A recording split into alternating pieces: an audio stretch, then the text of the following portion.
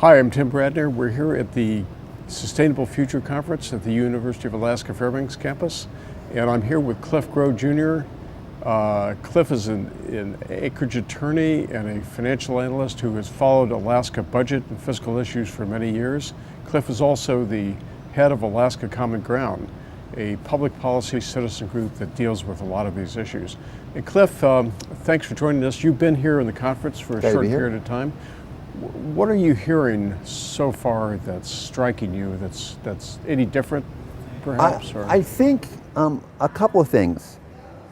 Number one, people are coming to the grips with the depth of the problem, just how severe Alaska's fiscal problems are, and simultaneously with the actual scale of the potential range of steps the state could take to address it. I hesitate to say solution, Tim, because solution makes it sound like there's one like magic bullet, you fire it, everything's solved.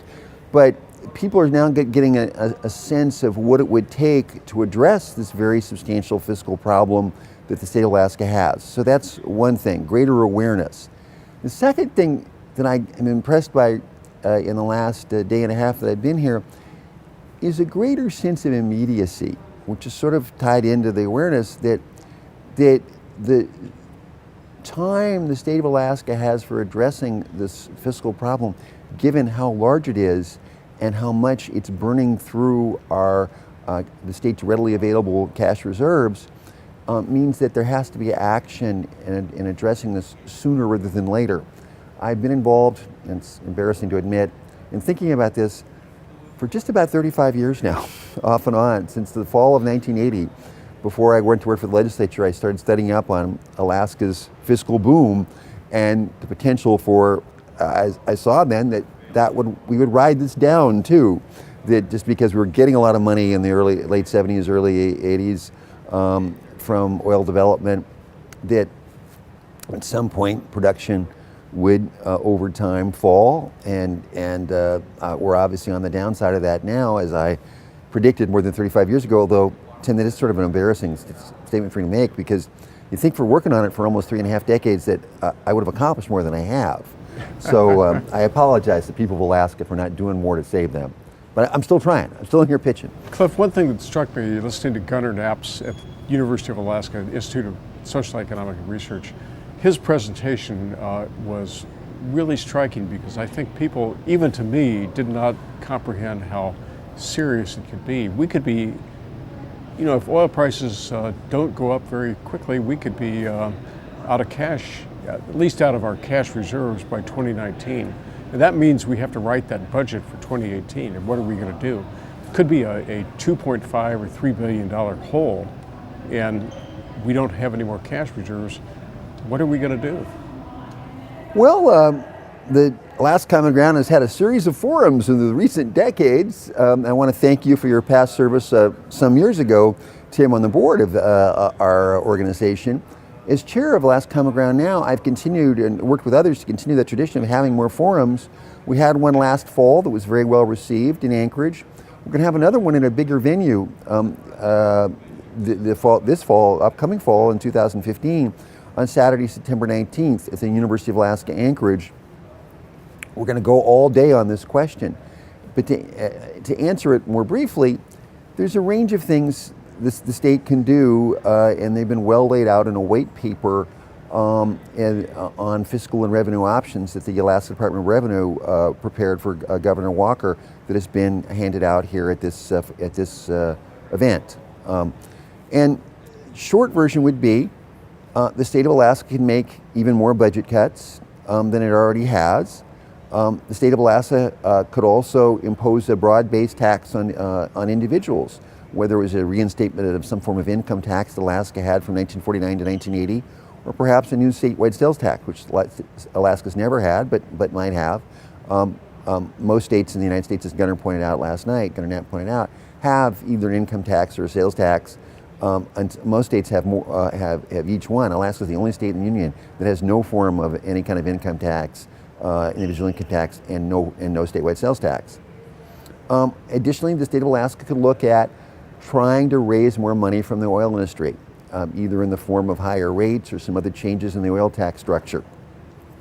the state of Alaska could try to do something with permanent fund earnings in the form of implementing an endowment model, sometimes also called percent of market value plan or POMV plan for the permanent fund, or some other way of trying to get some use of permanent fund earnings in the budget. There's obviously a lot of discussions and conversations and questions people have about the effects on the permanent fund dividends and on inflation proofing. It depends on what's taken. And then the sixth step that is talked about some is collateralization. And that is trying to use the assets of the permanent fund and perhaps some of the other the savings of the state to try to make more money that could be used in the budget. Obviously, some people raise questions about why are we trying to borrow money or to buy more stock when the stock market might be at an all-time high or historic highs. So there's a lot of questions about that kind of proposal as well. But maybe some rewards or some benefits in it. Needs to be looked at very carefully. So I think broadly those are the sort of 6 steps, that, in general, that are being talked about here as ways to address this very substantial problem, which is large and pressing. Do you think there's much possibility for future budget cuts? It's hard to do, and I think there are 2 angles of that. The low-hanging fruit has been pulled off, and as was pointed out in a very good presentation by the director of OMB, Pat Pitney, this morning, the state of Alaska looks pretty much like other states now in terms of its budget because of after these cuts, in terms of what a state spends per person. Alaska looks pretty similar to other states now. And also another way of comparing it is Alaska budget's been cut substantially, and it's now more to some of the lower years, especially on an inflation-adjusted and population-adjusted basis. In terms of the cuts, another thing that's being talked about more and more here today, and at this event, is the effects heavy budget cuts have on the economy. And Gunnar Knapp of ICER has done an analysis. It's been backed up by another review I had done by another economist that says if you cut $1 billion out of the state budget, it cuts a percentage of Alaska jobs when you count the multiplier effect, which is equal to the number of jobs lost in the United States as a whole during that Great Recession in 2008, that 1 year of 2008 that so many people remember is so bad for the national economy.